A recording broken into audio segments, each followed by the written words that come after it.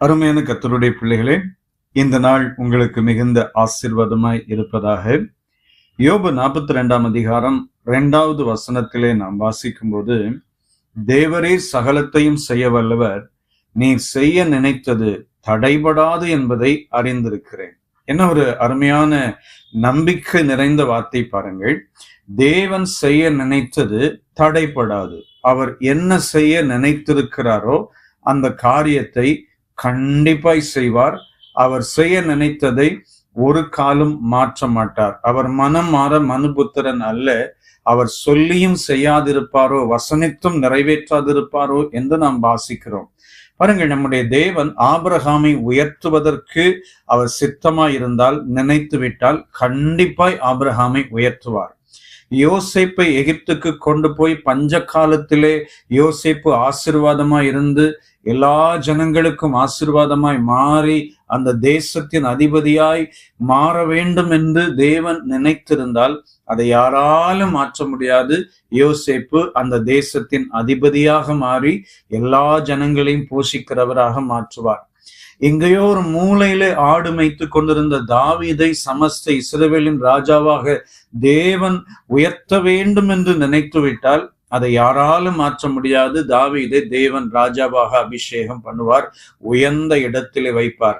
தானியேலை வித்தியாசப்படுத்த வேண்டும் என்று ஆண்டவர் நினைத்திருந்தால் பாபிலோனிலும் தானியேலை தேவன் வித்தியாசப்படுத்துவார்.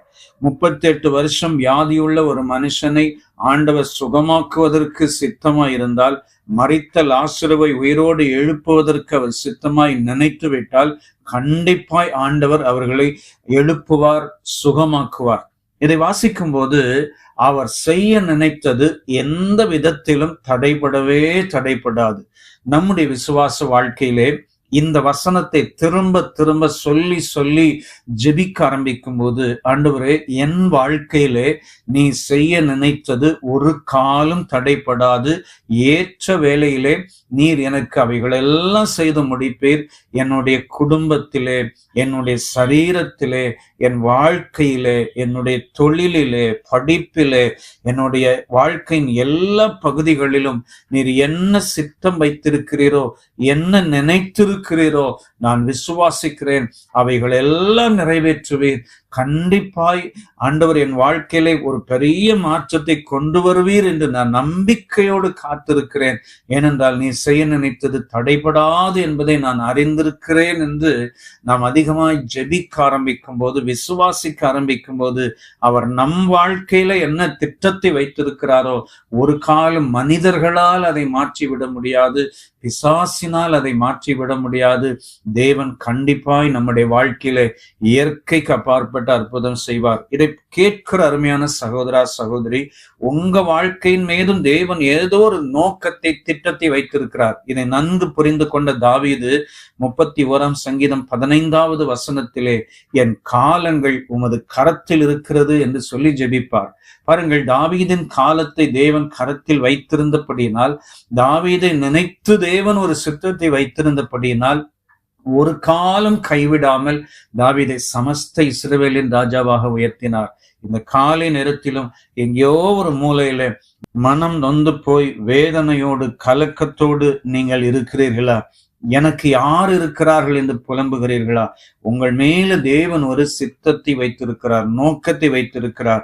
அவர் வைத்தது தடைபடாது, நிச்சயமாய் நிறைவேறும். விசுவாசத்தோடு காத்திருப்போம், அதிகமாய் ஜெபிப்போம், ஆண்டவரோடு கூட நெருங்க ஆரம்பிப்போம். அவர் செய்ய நினைத்ததை நம் வாழ்க்கையில கண்டிப்பாய் செய்வார். ஒருவேளை இந்த நாளில் ஆண்டவர் உங்களுக்கு செய்ய நினைத்ததை கண்டிப்பாய் செய்து உங்களை சந்தோஷப்படுத்துவார் என்று நான் விசுவாசிக்கிறேன். நாம் சேர்ந்து ஜெபிக்கலாமா? அன்பு நிறைந்த பிதாவே, நீர் கொடுத்த அந்த நல்ல வார்த்தைக்காக ஸ்தோத்திரம். யோபுவுக்குள் இருந்த அந்த விசுவாச வார்த்தையை போல நாங்களும் இந்த காலை நேரத்தில் விசுவாசத்தோடு சொல்கிறோம், நீ செய்ய நினைத்தது தடைபடாது. எங்க வாழ்க்கையிலே எல்லா பகுதிகளிலும் நீ செய்ய நினைத்தது தடைபடாது. நாங்கள் விசுவாசத்தோடு காத்திருக்கிறோம். இயேசு இரட்சகர் நாமத்தில் பிதாவே, ஆமென், ஆமென். God bless you. Amen.